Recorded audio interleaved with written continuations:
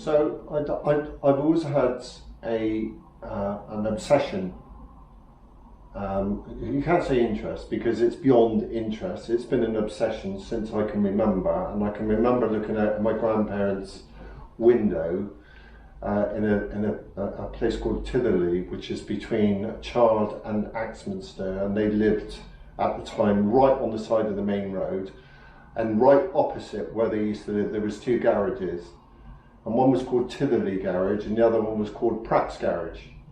And I used to spend all hours godsend just looking out the window and looking at the cars pulling up for fuel or going in for repairs and so on. So it's been an obsession. And I bought and sold my first car at 11 years old. And I always had this this obsession, I suppose, or ambition, whatever you want to call it, that I was going to run my own garages. And I was just so determined that I was going to do that. So I then done my apprenticeship at the age of 15, which I finished at 18, and the money really wasn't very good. So then I worked for a tyre business from 18 to maybe I stayed there for 6 months, and managed to build up just a tiny bit of capital and bought some cars, rented some premises in the town here at the age of 18, and my landlord at the time was collecting the rent weekly, and it was £110 a week for a unit. And we're talking in excess of 40 years ago. That was quite a lot of money in those days, and I can remember my landlord at the time, he said that I like to collect my rent weekly, and I'd obviously come around with my receipt book. So you pay me the rent, I give you a receipt. And I said at the time, look, I'd like 2 units. I said, could you do me a big favour? Could you collect one lot of rent on the Monday and the next on the Tuesday? He said, yeah, I'll do that for you, Patrick. So, you know, after about 3 to 4 weeks, it was fine. You know, we were doing business and so on. So I paid him his 2 lots of rent on the Monday. And I stayed there in that garage, this particular garage, till I was 21. Then I bought my first freehold when I was 21, which I still own today. And the ambition inside of me and the determination was just so strong and just so focused on what I wanted to do. And I bought my third garage I bought the time I was 23. And then the motor trade started to change, quite honestly. It was much more difficult to retain a profit out of cars. I don't know what happens, whether there was just an influx of dealers, I don't know what it was, but it certainly changed. And I thought, look, I'm going to change my direction now, I'm going to go into tyres. And I thought, I'm not just going to be a typical tyre dealer and just, you know, fight to get a portion of the market. I'm going to do something different. So I started importing part-worn tyres from Germany. And I was going over to Germany and buying them direct, because the laws in Germany were totally different in those days. You couldn't mix 2 different brands of tyres on the same axle. You couldn't repair punctures. The tyre laws were different. They were at 1.6 mil, where ours was 1. So lots of people would throw their tyres away in Germany if they'd got 5 mils on. So I went over to Germany. I hired an Arctic and a driver. I would be sitting in the passenger seat, going over to Germany, going to a factory, selecting the tyres myself, loading them myself, and then spending, say, 2 to 3 days in Germany, bringing them back and selling them, just not exaggerating, probably a container of tyres a week. So then over the years, over the next 2 or 3 years after that, it started to change a little bit. That started to get a little bit more difficult. So then I found tyre wholesalers in Germany, in Indonesia, Malaysia, and various other countries where I could buy tyres direct rather than buy them from dealers in this country and then you've got the same scenario that you just can't compete against other people. Okay, you could sell at the same prices as other people. So I mortgaged one of my properties, and I was buying maybe 3 containers of tyres, but the same brands as what people were buying over here, such as Goodyear, Pirelli, Michelin, but I was buying them so much cheaper than everyone else. So then I would bring them over, and I was retailing my tyres for what people were paying for them in this country. So then that went on over a number of years, and I built that up over a period of time and got up to 13 branches with a huge turnover. I mean, the turnover at the time was close on £1 million a month, but I wasn't making a profit at the end of the year, because my accountants were saying, look Patrick, you turned over all this money but you've made no profit. That never bothered me. I wasn't bothered about profit, because I was just trying to get, you know, a proportion of the market and just build the business up. It's never been about money, ever, in my life. And I always thought, if it suddenly becomes an obsession about money, that's the time that I pack in what I'm doing, because it's about the enjoyment, and it's about the challenge and being successful in the challenge and not anything else. So 20 odd years ago, I started to feel a little bit unwell, but nobody could really fathom out what was going on. And I had a number of tests at the time, but nothing conclusive come out of the tests that I was having, and nobody really knew what was happening. But all I knew at that particular time was that I was feeling unwell. And it wasn't to 2018 where they discovered or diagnosed that I had an unusual heart condition, and I got rushed to hospital on this particular day, that I was in fibrillation, and my heartbeat was 200, but my blood pressure was down to 70/40. So there was a real problem. But it also took them close on a month to diagnose what the problem was, because it hadn't been diagnosed or seen in England before. And the prognosis at the time really wasn't good, because it's called fistula sinus. So that means that the arteries to the heart are too big. So my arteries to my heart are 20 mil. And so I'm sitting in the hospital or lying in the bed, really not thinking that I'm going to get through this. And all the consultants, various consultants from London and Bristol and various other consultants said, we don't know how to deal with this. We know what's going on with you now, but we don't know how to deal with it. And I was making, you know, decisions that my life was close to the end. And I obviously changed my will and various other things, thinking that it's just a matter of time now. Then out of the blue, the NHS said they've got some fantastic news. They found a professor from Chicago that's offered to do my operation. The downside was that I was too unwell to travel because of blood pressure and obviously fibrillation and the heart, the way that it was beating. I couldn't have made a journey over to America. So they paid for this professor to come from Chicago that carried out the main procedure of the heart, but there was 3 procedures that needed to be dealt with, and there was 2 other consultants that dealt with the other 2 procedures.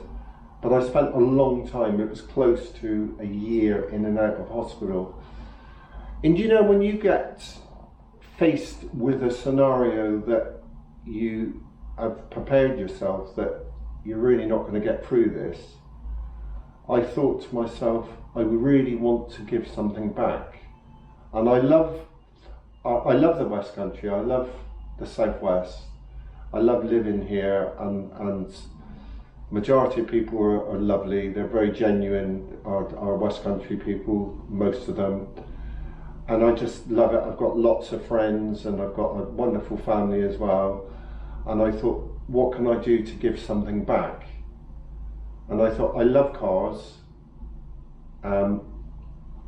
Coincidentally, there was a piece of land that somebody wanted to buy, the local authority, and it was being compulsory purchased. And I thought, well, it was a piece of land that I bought in my 20s with a big mortgage on, and I paid the mortgage off a few years before. And I thought, I can, you know, once I get the money from that, I'm going to look for a building that I can set up a museum. And it just so happens that those two things fell into place. So the proceeds of my land, I put straight into County Classics. But it's been a difficult journey, obviously, to bring it up to where it is today. But, you know, there was plenty of times when I was doing the building, I haven't shared this with anyone in the past, that I was quite worried. And been very honest with you, and I never told my family, and I especially never told my other half, Janet, because she would have worried to death. I honestly thought I was going to run out of money. And it was a real worry, because obviously the conversion of the building, it all took place in the pandemic. The price of materials and the price of labour and all the things that I encountered doing it, I didn't expect. And I don't consider myself to be in the slightest bit naive, but I learned an awful lot of stuff in the, you know, whilst we were doing this. And I can honestly tell you, hand on heart, I was a little bit concerned at times. I thought, you know, am I going to end up going bankrupt? Because it just consumed money. And I'm talking thousands and tens of thousands of pounds in a week. You know, guys that, you know, you would expect that would want to work for you for, say, £600 a week were demanding double that.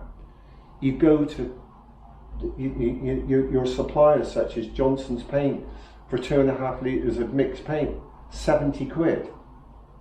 Well, that's just ridiculous, because, you know, 6 months, you know, before that you were buying that for £25. You know, and then, well, one of my friends said at the time, well, you know, what difference does it make? I said, it makes a lot of difference, because if you're buying another 10 products and you're paying 3 times what you were paying 6 months ago, you're soon going to run out of money. And it was all those things that was a real concern. And, you know, on top of that, you know, halfway through doing the conversion and doing everything, suddenly out of the blue, I felt unwell, and I had a blood clot in the heart, which was a big clot. So the clot was in excess of 20 mil, because of, as I said earlier, my arteries are 20 mil, and I had this huge clot, and that was really not looking good, and it gave me a massive heart attack. So I spent more time in hospital. So you're lying in the bed, having all these feelings going through, and when you know, just going back a bit from there, when I was coming back in the ambulance, and we were in Honiton at the time, and I was going past all these places that I obviously have known all my life, and I was looking at them thinking, this is the last time I'm going to see them. Because I almost felt more unwell then than what I did, you know, before open heart surgery. You know, and you think, oh God, is it going to get me this time? And then when they're doing the procedure, and then the consultant saying, oh, this is not looking very good, and I thought, I really don't want to be hearing this. So they got rid of the clots.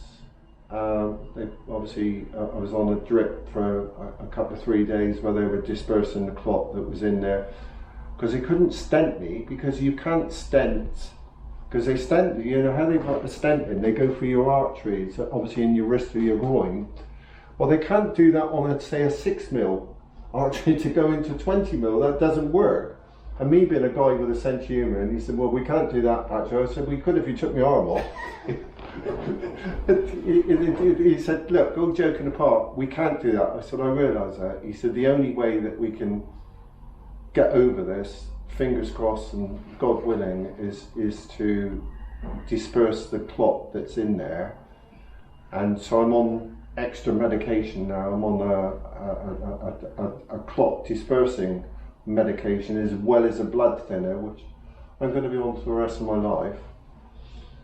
But it still hasn't stopped me. You know, the only time that it stopped me doing anything is when I stopped breathing. You know, because I just love it. I just love it. My only fear is obviously if, you know, we need to generate enough money just to pay the running costs, because my electricity, to give you an idea, is roughly £1,000 a week. We've got, I think it's 14 paid staff. We have 14 paid staff here. But on the flip side of that, we've got some wonderful, wonderful volunteers that give up their time to come in. You know, where, you know, some of them have got their own businesses, such as, you know, my dear friend Chris Hutchins. He comes in here, gives his time up where he could be running his own business, but he loves being in here. And it means so much to me. It really, really does. And some of my other people that work for me, I've got Dawn and Jackie that work for me. I pay them for 2 days a week. They give up another 2 to 3 days a week and volunteer their time. And I just want to express how much that means to me. It really, really does mean an awful, awful lot. And I probably don't tell them enough how much that means to me. And not just that, there's other guys as well that, you know, they get paid for a couple of days and they come in and do 2 or 3 more days a week as you know, as free. And it does mean a lot. And they realise, because they've been there on the journey, the 2 girls especially, and Chris, they've been there on the journey and they know how tough that's been. So I bought the building in April 19. It was completely filled with the previous owner's fixtures and fittings, although it was agreed that they were going to clear it. They never did. So we had, there was 4 walk-in fridges. There was, I'm going to say now, maybe 8 massive coolers that were huge. I mean, some of them were 8 meters long. And there was lots and lots of other stuff. And it was a potential nightmare. And there was lots of other stuff. So I thought the way forward is to have an auction.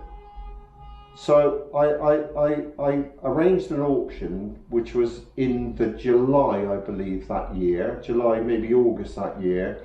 So we put everything to auction with no reserves. We probably sold, I'm going to say 50% of the stuff in there. But then the problem continues. So then we had lots of other stuff that had to be cleared, and that, to give you an idea, I think it was 80 skips. 80 skips to continue clearing the rest of the building and to do building works and so on. And then it didn't finish there. Then we had to obviously do pop walls down and insert doors. That obviously takes time up. But the real work really didn't start taking place until the following year. So I would say January, February of the following year. And I think we're in the pandemic then, I'm not sure. And it was difficult. It was obviously difficult to find staff and offered substantial money, you know, by developers and so on. So you would get guys here and they're here for maybe a couple of weeks and you're paying them, say, £750 a week, maybe 800 or 900, and they're demanding more money. And then the other thing that we had was obviously the price of materials and everything else. It was quite difficult. So it really took 3 years to convert the building. I had a painter here full time for 2 years. You know, full time. I mean, he was doing 50 hours a week. And, you know, he wasn't a slacker. He worked hard. you look at the detail, I am my own worst enemy. I'm my own worst enemy, that if I can't do something to the best of my ability, I don't want to do it. And if it's done, in my mind, I can't accept it. And if it looks shoddy, it has to be done again. So there's been a few areas that we've done, not once, twice, but 3 times, because I say, I'm sorry, you've got to do that again. That's the way I want it finished. You are what you are. You can't change the way you are. Some people's standards are more they accept lower standards, and that's great. That's fantastic. That suits them. And at times I wish I could be like that. But I got lots of mates that are exactly the same. And when I was younger, because my standards have changed over the years, they used to drive me mad, because they say, oh no, I've got to do that again. I thought, for Christ's sake, what's wrong with it? But then over the years, maybe I spent too much time with these guys, because over the years, I'm exactly like that, and I'm worse than them now.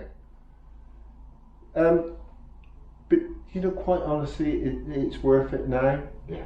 It wasn't worth it at the time, because I know I've already said this, but it was quite worrying because of the money. And I'd had some of my really, really good mates, where they could see the look of worry in my face, and come up to me and tried sort of lending me some money to do it and so on. But my pride wouldn't allow me to do it, because when you're that determined and you're that ambitious, and you held your hand out for a little bit of help from your family and friends, you almost feel you failed. And that wasn't an option. It wasn't an option to do that. So I just managed to just get through it. I sold my own car, my everyday car, which upset my other half, which gave me a little bit more money in here, and I just bought a cheapy car to go around in. It doesn't matter, it's still got me from A to B. But at the time you think, oh God, we're selling the car now, so it gives me a little bit of money. What else are we going to have to sell? Am I going to have to sell my house to do it? And then it even crossed my mind that I thought, is the house going to have to be sold to raise a little bit more money? But fortunately that didn't have to happen, so I was very, very pleased. So a dear friend of mine, Malcolm Mackay, said, look, who have you got opening the museum? And I said, well, at one stage Derek Bell offered to open it, although Derek spent a lot of his time in America, so I had to work around Derek, and there was 1 or 2 other guys that we'd spoken to, and he said, oh, leave it with me, Pat, I'll find somebody for you. And he came back to me only 2 days later, and he said, how would you like Richard Hammond to open it? I sent Richard an email, and Richard's on the phone to me and said, I love the idea, I'll be pleased to come down and open it. So he actually officially opened the museum for volunteers, friends and family on the 20th, but we officially opened on the 21st of November 2023, and it's been really good. I'm really, really pleased.